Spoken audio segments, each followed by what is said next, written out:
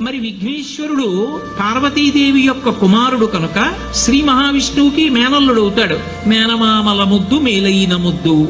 ఓసారి ఎందుకో వైకుంఠానికి తీసుకెళ్లాడు. మేనల్లుడు కదూ సంతోషంగా తీసుకెళ్లి అక్కడ సుదర్శన చక్రం పెట్టుకున్నాడు. ఇదేమిటో బాగుందని తీసి తొండంలో కింద పెట్టి మింగేశాడు. అయ్యబాబో, ఇది శత్రు సంహారకమైనటువంటి సుదర్శన చక్రం రా, దీన్ని మింగేశాడు పిల్లాడని ఎలా బయటికి తెప్పించాలో అర్థం కాక విష్ణువు మొట్టమొదట ఆ పిల్లాడి ముందు ఇలా చెవులు పట్టుకుని గుంజీలు తీశాడు. గుంజీలు తీస్తే మామయ్య అదేమిటి అంత విచిత్రంగా కిందకి మీదకి ఊగుతున్నామని పడి పకపకా నవ్వాడు. ఆ నవ్వడంలో పొలమారి లోపల ఉన్న సుదర్శన చక్రాన్ని పైకి కక్కాడు. పైకి కక్కడానికి విష్ణువుకి సాధనంగా ఆనాడు గుంజీలు తీశాడు కనుక ఎవరు గుంజీలు తీస్తారో వాళ్ళని చూసి సంతోషించి అనుగ్రహిస్తూ ఉంటాడు. ఇప్పటికీ మీరు పాండిచేరి వెడితే పాండిచేరి రోడ్డు అంతా కూడా గుంజీలు తీస్తూనే కనపడతారు మీకు. విఘ్నేశ్వరుడి యొక్క పూజ అంత తేలిక.